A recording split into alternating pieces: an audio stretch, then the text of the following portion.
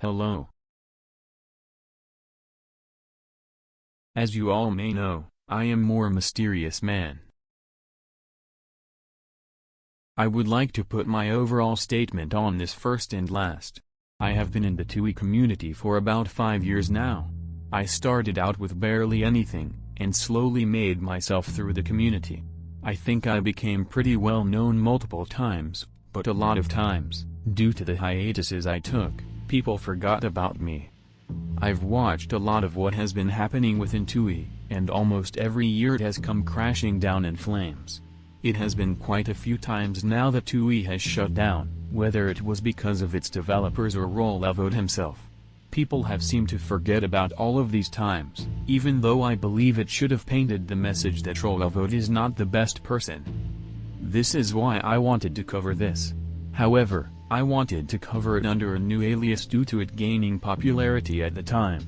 Not only that, but I wanted the community to think for themselves because the community is what I cared for the most when making these kinds of videos. Now, I believe it's time we get to the first section of this video.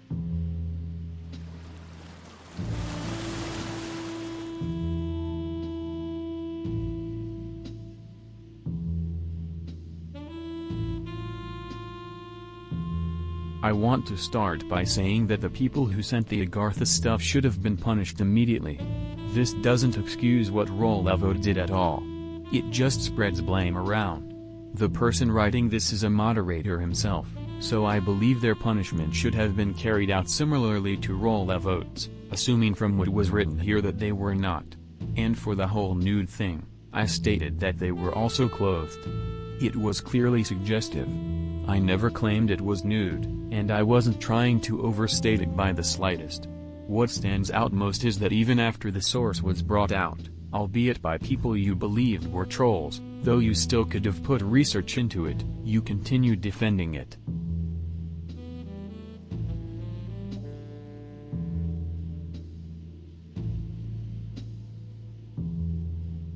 I understand that religious messaging wasn't about boosting player count. However, it doesn't mean that Rollevoet could also get unsuspecting children to play his game because of this. This would have been at least brought up if he thought this through fully, and even though he didn't, he is a man of age by now, at least 18-19, I do not believe this excuses him from anything. There are multiple things Rollevoet could have done to take a better route, and yet he just didn't. You even mentioned that the execution was poor here. And just because he ruined TUI's values to spread the gospel doesn't excuse him from the scamming claims, because all of the ancient mug giveaways and Jesus events made the game feel scummy at the time. Not only that, but it also made the people who bought ancient mugs at the time feel scammed.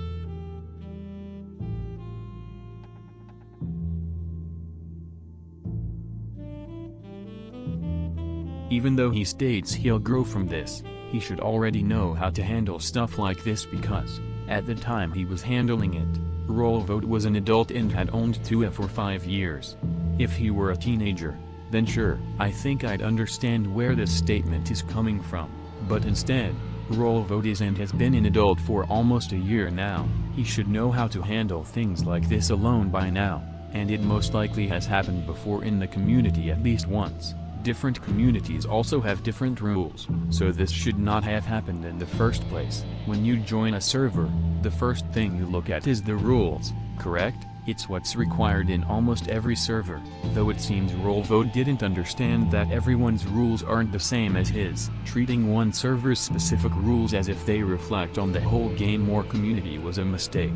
I understand that Rollevoet states he will learn from this, but he hasn't learned from a lot of past experiences.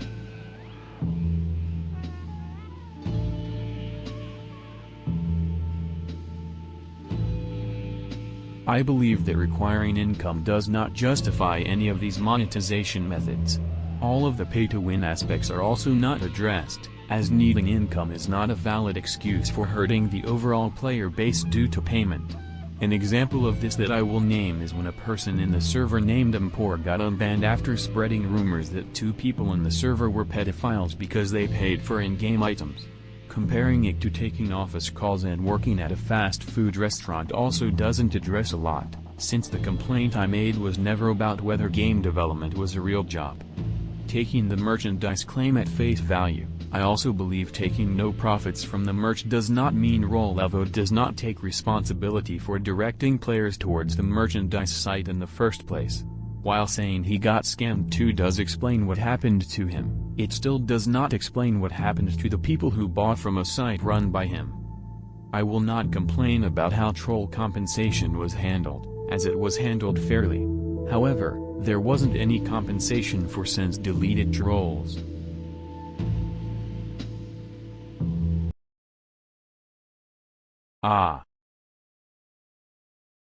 While this is personal with Rolevo, I believe that DRX threatening him makes it much harder to defend giving chances to DRX. Regardless of their history together, the conversation being made is about deterring a report on a case involving a minor. This decision affected more than just Rolevo and DRX's friendship, as it also affected the person attempting to make a case. And while you make the point that he is learning by stating that he banned Skunky after learning why he was banned, he both owned the TUI server at the time and word of mouth should have done the work at bare minimum and got to him. He should have known at the time, and I'm surprised no one in the TUI server brought this up.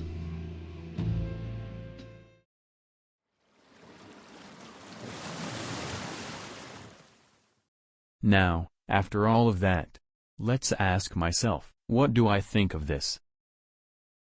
I think this glosses over a lot, actually. Now, let's just calm down for a second, and let me actually talk about why. To start, let's talk about Rolevo's statement. Wait, give me a second.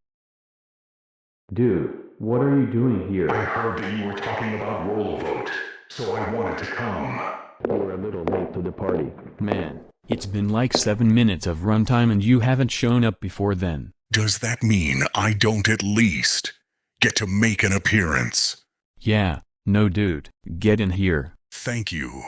As I was going to say, this response is utter Whoa, don't diss the response. I'm trying to make this a serious video. By including me, I'm pretty sure this video is already not serious. Oh, right, the guy who wrote us must have been some sort of loser, eh? This not only barely feels like an apology, which I had asked for, but also doesn't address any part of what he did, or own up to it, which is also what I wanted. It just explains his personal situation. I believed that since Kenhitas believed he could change, he could change. I had trusted Kenhitas with this.